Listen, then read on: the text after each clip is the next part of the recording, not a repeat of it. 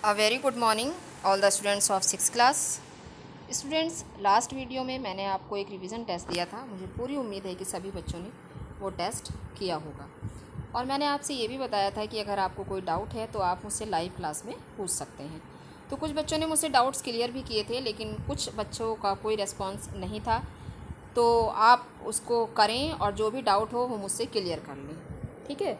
तो आज इस वीडियो में हम चैप्टर नंबर 4 पढ़ेंगे आमोदनी की बुक से, जिसका नाम है डॉक्टर होमी जहांगीर भाभा। तो चलिए आप अपनी आमोदनी की बुक खोल सकते हैं। यहाँ स्क्रीन पर आपका चैप्टर पूरा है, आप उसको अपनी बुक से मैच करते रहिए या आप इसी में फ़ोन पर देखते रहिए और उसको पढ़ते रहिए, ठीक है। डॉक्टर होमी जहांगीर भाभा बच्चों, ये एक महान वैज्ञानिक हुए हैं जिन्होंने भौतिक शास्त्र में अपना पूर्ण योगदान दिया है। यदि मानव जाति को जीवित रखना है तो हमें बिल्कुल नई सोच की आवश्यकता होगी। ये देखिए, यहाँ इन्होंने ये एल्बर्ट आइंस्टीन का लिखा हुआ ये एक विचार है कि यदि मानव जाति को जीवित रखना है तो हमें बिल्कुल नई सोच की आवश्यकता होगी। नई सोच अर्थात जब हम नई सोच रखेंगे तभी हम कोई ना कोई आविष्कार करेंगे। तो ऐसे ही थे डॉक्टर होमी जहांगीर भाभा। देखिए, ये इनका नाम है, वैज्ञानिक जो हैं। तो उन्होंने रिसर्च की, नई नई चीज़ें उन्होंने खोजी भौतिक शास्त्र में। पढ़ते हैं उनके बारे में। होमी जहांगीर भाभा भारत के एक प्रमुख वैज्ञानिक थे। मीन्स ये हमारे देश के एक प्रमुख वैज्ञानिक रहे हैं। उन्होंने भारत के परमाणु ऊर्जा कार्यक्रम की कल्पना की थी।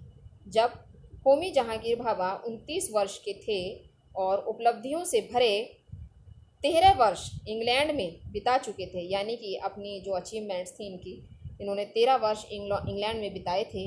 उस समय कैम्ब्रिज विश्वविद्यालय भौतिक शास्त्र के क्षेत्र में सर्वश्रेष्ठ स्थान माना जाता था। अर्थात इंग्लैंड का ही एक यूनिवर्सिटी थी, कैम्ब्रिज विश्वविद्यालय करके। तो वो जो था भौतिक शास्त्र में, यानी कि वो सर्वश्रेष्ठ स्थान अर्थात सबसे अच्छी यूनिवर्सिटी मानी जाती थी वहाँ की। जब अनुसंधान के क्षेत्र में डॉक्टर भाभा के उपलब्धियों भरे वर्ष थे, तभी स्वदेश लौटने का अवसर उन्हें मिला। डॉक्टर भाभा ने अपने वतन भारत में रहकर ही कार्य करने का निर्णय लिया। तो जब उन्हें भारत देश वापस लौटने का अवसर मिला तो उन्होंने ये निश्चय किया कि अब वो वापस इंग्लैंड नहीं जाएंगे और अपने देश में रहकर ही अपने देश के लिए कार्य करेंगे। उनके मन में अपने देश के विज्ञान और प्रौद्योगिकी के क्षेत्र में एक क्रांति लाने का जुनून था। अर्थात वो अपने देश के लिए बहुत कुछ करना चाहते थे और उनके अंदर एक जुनून था कि मुझे अपने देश के लिए कुछ करना है। यह डॉक्टर भाभा के प्रयासों का ही प्रतिफल है कि आज विश्व के विकसित देशों में भारत के नाभिकीय वैज्ञानिकों की प्रतिभा एवं क्षमता का लोहा माना जाता है। ये देखिए यहाँ।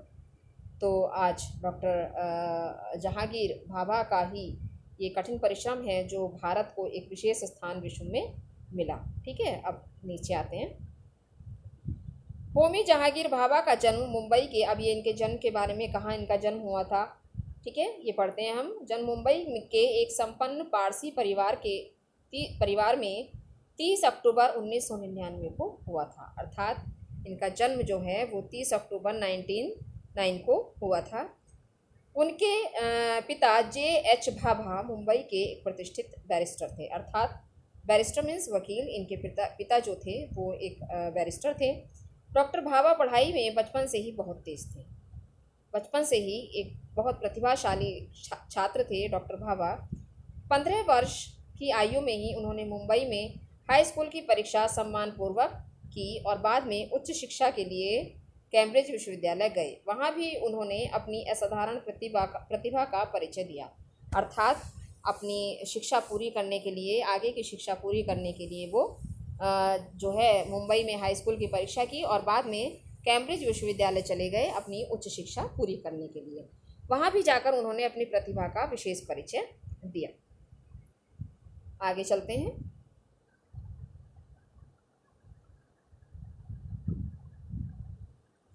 डॉक्टर भाभा, यहाँ देख लीजिए, डॉक्टर भाभा जब कैम्ब्रिज में अध्ययन और अनुसंधान कार्य कर रहे थे और छुट्टियों में भारत आए हुए थे, तभी सितंबर 1939 में द्वितीय विश्व युद्ध छिड़ गया। अर्थात जब अनुसंधान अर्थात रिसर्च कर रहे थे वो, तो 1939 की बात है बच्चों, ये 1939 की, कि द्वितीय विश्व युद्ध जब वो यहाँ आए तो द्वितीय विश्व युद्ध छिड़ गया। ऐसी परिस्थिति में इंग्लैंड जाकर अनुसंधान जारी रखना डॉक्टर भाभा के लिए संभव नहीं था। तो इस कंडीशन में वो वापस इंग्लैंड नहीं जा सकते थे। जो शोध वो कर रहे थे, अनुसंधान वो कर रहे थे, डॉक्टर भाभा के सामने यह प्रश्न था कि वे भारत में क्या करें। उनकी प्रखर प्रतिभा से परिचित भारत के कुछ विश्वविद्यालयों ने उन्हें अध्यापन कार्य के लिए आमंत्रित किया। अंततः डॉक्टर भाभा ने भारतीय विज्ञान संस्थान Indian institute of science Bangalore को चुना। अर्थात उन्होंने जो है अध्यापन कार्य के लिए बेंगलोर में जो IIS means Indian institute of science था, वहाँ उन्होंने कार्य करने का निर्णय किया। वे भौतिक शास्त्र विभाग के प्राध्यापक के पद पर रहे, अर्थात वे भौतिक शास्त्र डिपार्टमेंट में प्रधानाचार्य रहे। यह उनके जीवन का महत्वपूर्ण परिवर्तन था। डॉक्टर भाभा को उनके कार्यों में सहायता के लिए सर, आगे चलते हैं, अगले पेज पर आइए। सर दोराबजी टाटा ट्रस्ट ने एक छोटी सी राशि भी अनुमोदित की थी। उन दिनों भारतीय विज्ञान संस्थान बेंगलोर में सर CV रमन भौतिक शास्त्र विभाग के प्रमुख थे। मीन्स वहीं पर उन दिनों जो है वो भारतीय विज्ञान संस्थान में बेंगलोर में ही सर CV रमन जो थे वो भौतिक शास्त्र के प्रमुख थे। सर रमन ने डॉक्टर भाभा को शुरू से ही पसंद किया और डॉक्टर भाभा को fellow of royal society Fares में चयन हेतु मदद की, अर्थात उनका चयन करने के लिए, चयन होने में उनकी पूरी मदद की। बेंगलोर में डॉक्टर भाभा कॉस्मिक किरणों पर उत्कृष्ट अनुसंधान कार्य कर रहे थे, किंतु वे देश में विज्ञान की उन्नति के बारे में बहुत ही चिंतित थे। अर्थात वे चाहते थे कि साइंस को लेकर हमारे देश में बहुत प्रगति होनी चाहिए, उन्नति होनी चाहिए। उन्हें चिंता थी कि क्या भारत उस गति से उन्नति कर रहा है जिसकी उसे ज़रूरत है। देश में वैज्ञानिक क्रांति के लिए बेंगलोर का संस्थान पर्याप्त नहीं था, क्योंकि एकमात्र वही विज्ञान संस्थान था बेंगलोर में। तो वो सोच रहे थे कि केवल एक ही संस्थान होना काफ़ी नहीं है, हमारे देश में और भी वैज्ञानिक संस्थान होने चाहिए जहाँ पर छात्र जो है शोध का कार्य कर सकें और या अनुसंधान का कार्य कर सकें। डॉक्टर भाभा ने नाभिकीय विज्ञान के क्षेत्र में विशिष्ट अनुसंधान के लिए एक अलग संस्थान बनाने का विचार बनाया और सर दोराबजी टाटा ट्रस्ट से मदद मांगी। तो उन्होंने निश्चय किया कि अब जो है अब एक और संस्थान हमें बनाना चाहिए अलग, बेंगलोर से अलग। तो इसके लिए बिल्डिंग की सब कुछ जो ज़रूरत थी, तो उन्होंने टाटा से या टाटा ट्रस्ट से इस चीज़ के लिए मदद मांगी। यह संपूर्ण भारतवर्ष के लिए वैज्ञानिक चेतना में विकास का निर्णायक मोड़ था, अर्थात भारतवर्ष के लिए एक विशेष मोड़ था जहाँ पर हमें कठिन कार्य करना था, परिश्रम करना था उस संस्थान को आगे ले जाने के लिए। सन 1945 में द्वितीय विश्व युद्ध की समाप्ति के बाद 1939 को शुरू हुआ था और 1945 में जब ये युद्ध समाप्त हो गया, दुनिया भर के वैज्ञानिक अपने अनुसंधानों को पूरा करने में जुट गए। जून 1945 को डॉक्टर भाभा द्वारा प्रस्तावित Tata institute of fundamental research की एक छोटी सी इकाई का उद्घाटन हुआ, अर्थात इन्होंने एक छोटी सी यूनिट उसकी खोली जिसका उद्घाटन किया गया 1945 में। 6 महीने बाद ही भाभा ने इसे मुंबई में स्थानांतरित करने का विचार किया और 6 मंथ इसमें कार्य करने के बाद उन्होंने सोचा कि इसको अब हम मुंबई में स्थानांतरित करें, इसको ट्रांसफ़र करना चाहिए। एक ऐसे नए संस्थान के लिए इमारत की व्यवस्था की समस्या थी। अब क्या समस्या आई कि उसके लिए बिल्डिंग की ज़रूरत थी। बिल्डिंग कहाँ से आए, कैसे बने बिल्डिंग? तो उस संस्थान के नाम पर टाटा ट्रस्ट से 45,000 रुपये, महाराष्ट्र सरकार से 25,000 रुपये तथा भारत सरकार से 10,000 रुपये प्रतिवर्ष की धनराशि निर्धारित की गई। ठीक है, अब ये जो है कुछ स्टेट से मदद मिली उन्हें, कुछ गवर्नमेंट, सेंट्रल गवर्नमेंट से उन्हें मदद मिली। इस तरह से उन्होंने उसकी बिल्डिंग का काम शुरू किया।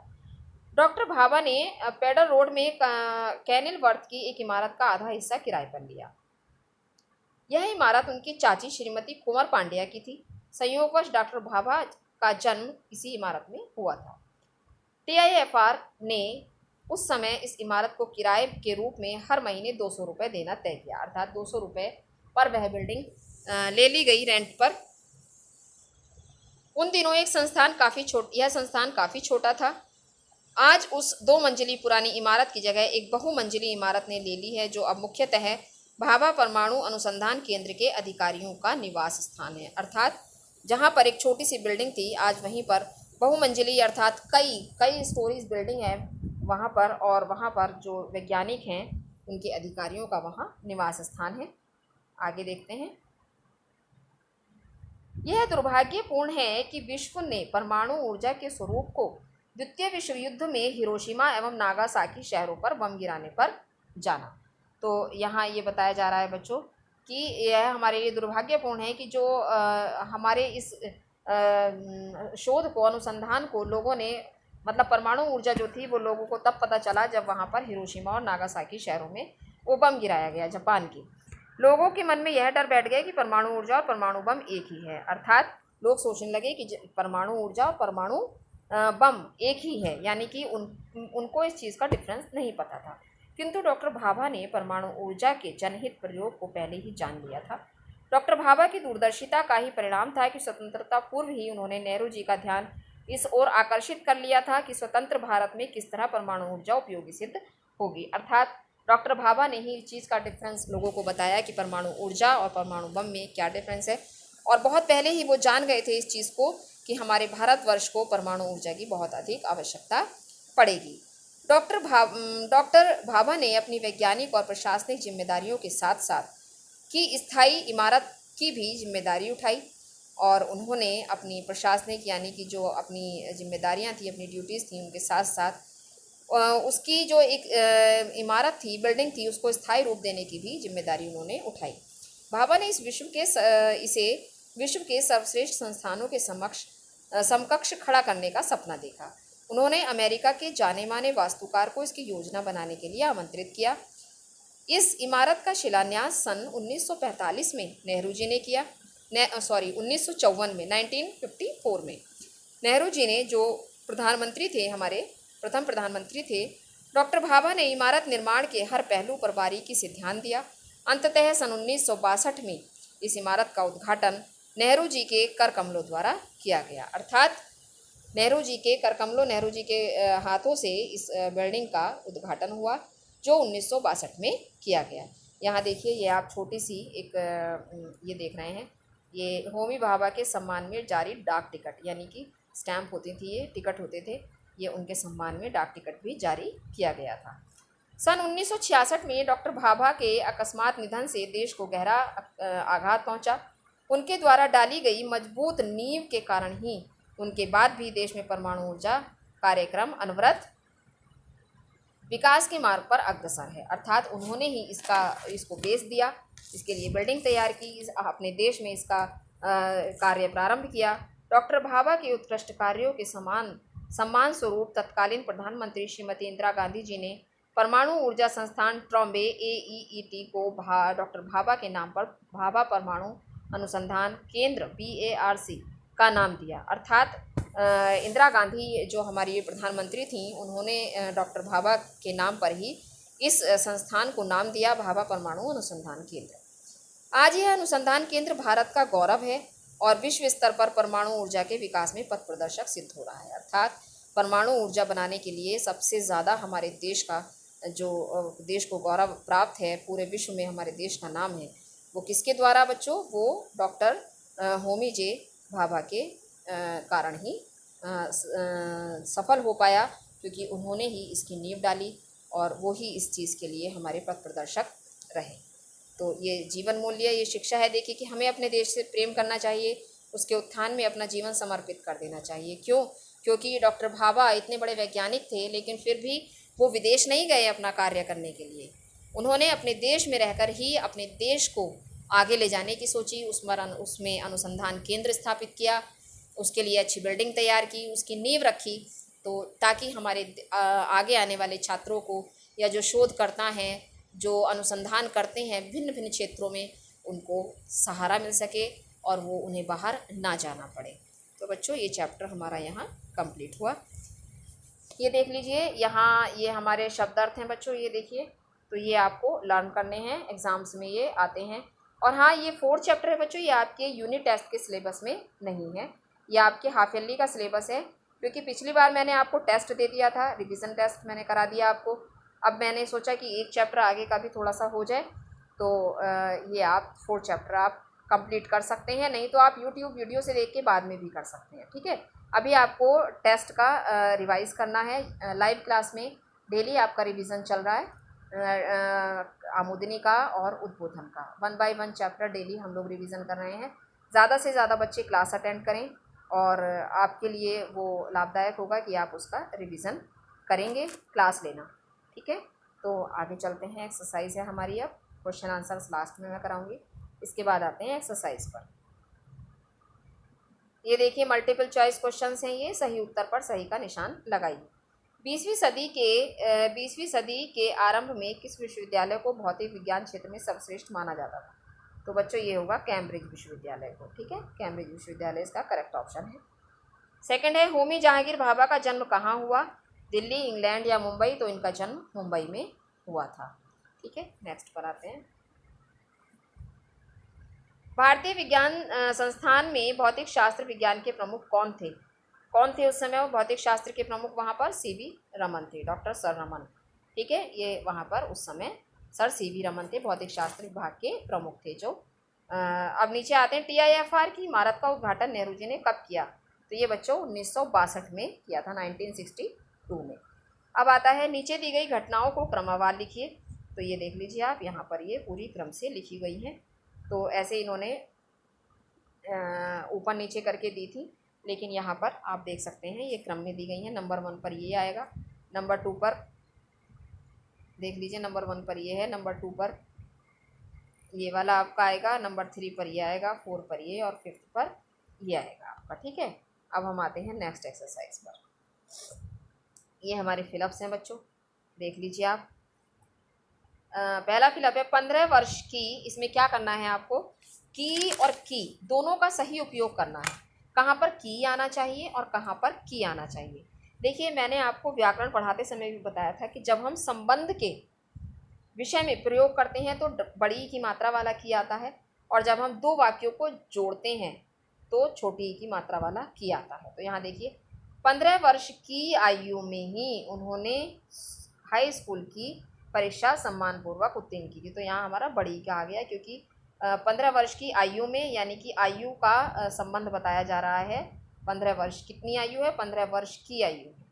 उन्हें चिंता थी कि क्या भारत उस गति से उन्नति कर रहा है जिसकी उसे ज़रूरत है। तो यहाँ पर दोनों वाक्यों को जोड़ा गया, उन्हें चिंता थी।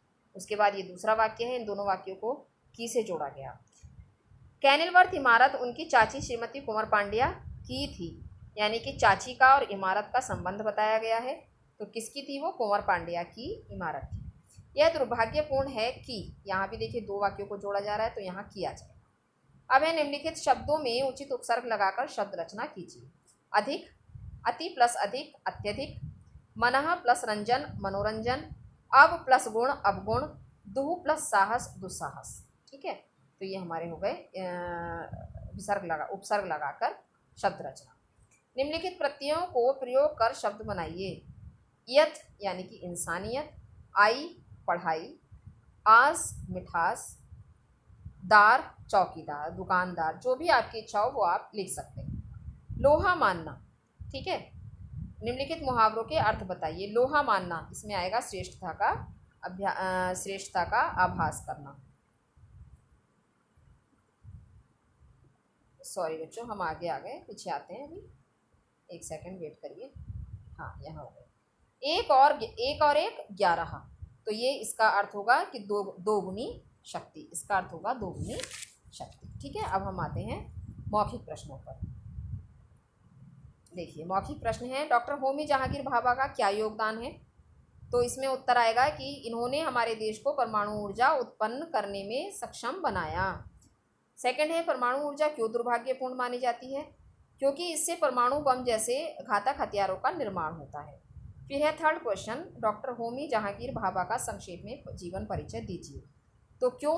क्योंकि ये हमें परिचय देना है। यहाँ पर हमने इसका आंसर नहीं लिखा है, क्योंकि उनके बारे में छोटा सा 3-4 लाइन्स में आप खुद चैप्टर में से देख के तैयार कर सकते हैं। इसके बाद हम आते हैं क्वेश्चन आंसर पर।